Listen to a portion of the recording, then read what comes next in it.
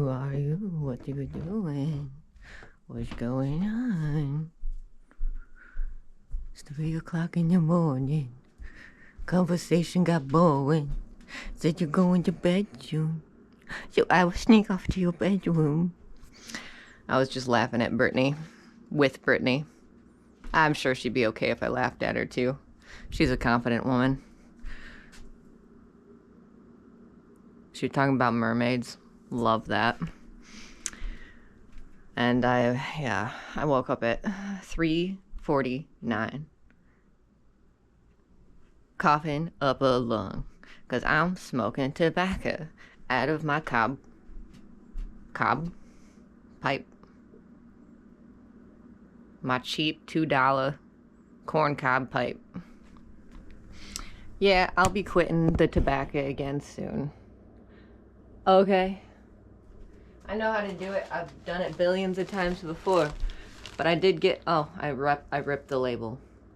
I had gotten some good tobacco from Mayo, Michigan, baby. Who made this mess? Me. Oh, honey. I never know really where to put this. Everybody always wants a new location for the view, for the angle, because it keeps it new and fresh. And I'm just like, can I just rant and not give a shit what other people think? Actually, yeah. Actually, yes. Yes, I can. So let's yap.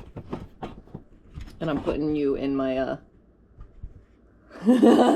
Don't fall.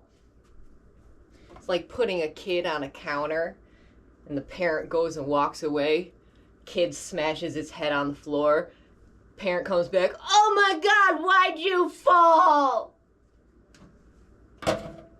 You ever witness something like that? Parents that do not take any responsibility to where they put their kids and what situation they put their kids in. And then they yell at them for failing, for getting hurt, for all this shit when it was the parent that placed them in that dangerous scenario. I've seen it so many times. I've seen it done with myself. But you know, let's not discuss that because people should go to therapy rather than talk about those things on the internet. Right. Correct. Bad. Now that I got my sassafras on, how's it going? Things are stirring, as always. Why am I talking after listening to Brittnay Broski about the Webster Dictionary and mermaids and the Mr. Beast Bible? I tell you what, if I rewrote the Bible, that'd be some good shit. That'd be some really good shit. And I know they're already revamping the Bible with some riz. And love that. That's great. But it doesn't deny the fact that the living word is living. It's the human consciousness is God. And those that, cling to the name God, I think it's gross. You think the Creator wants a name like God? Say it's God, God, God, God, God, God, God. It's annoying. It's not a good name. It doesn't stick for me.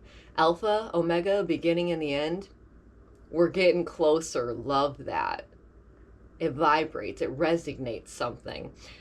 But like to Brittnay Broski's thing with the Webster's Dictionary, our language has been cultivated over so many years and condensed and chopped, and so much richness has been lost in some places and areas and interpretations and expressions due to people playing God, thinking they have the highest consciousness, and with their royal decree, This is how we do things now. This is how we say things now. I don't ever want to be one of those people, because it's limiting. I forget what this anime was. It was on Netflix, but it was some priest fox boy that was very powerful, but everyone was scared of him in this little, I don't know, it was interesting. But I picked something up from that anime, that character, the fox outcast with magic and all, said that words are curses. They encapsulate something because you're trying to title it, understand it by slapping a label on it. When everything in life is very unlimited. Think of the movie Limitless. We don't use the full capacity of our brains. Why? Where's the human consciousness if not expanding in all this unused potential in our brains? And I think it is very, very linked to our trying to slap labels on things and dissect things and taking the magic out of things. And thus it is limiting ourselves because we're trying to contain it in our little brain that isn't even fully expanded. Do you understand the words that are coming out of my mouth? There's always a reason why I wake up at 3 a.m. And sometimes I don't know until I just start spewing. Can any of you take me seriously? I don't even care. Don't care. But I do care. That's why I spew my stuff on the internet, because I don't want us to be limited. I don't want us to continue to repeat history of where we allow a fucking man. Sorry, little upset with men. I'm working through it. It might be because of that tension in my neck, you know, still working through the forgiving of what men have done. And it's all, I mean, hey, do you want to read the Bible? Do you see how from page 1 to the very end page, you can read it through? I've done it several times. I know what I'm talking about. I actually read the Bible. Human consciousness and who God is in the Bible, you can see it evolving, morphing throughout the Bible's time. And that's what I didn't like about church and Christians, is they never liked the word evolve. And it was probably because science came in that was very opposite, the nemesis of Christianity. So they cut it off completely. Don't talk about evolution. But evolution is in the Bible, motherfuckers! It's in the Bible, motherfuckers! Do you not read it or study it? Oh, so sorry I'm yelling. Woo! But sometimes I feel that it's necessary to get my point across. We need a revival, a revolution, a rebirth in our religions.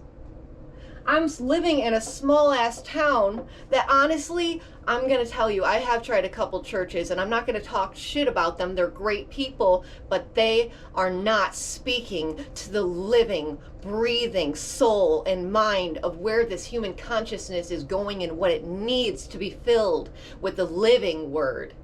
That needs to evolve. We're having church in the kitchen tonight.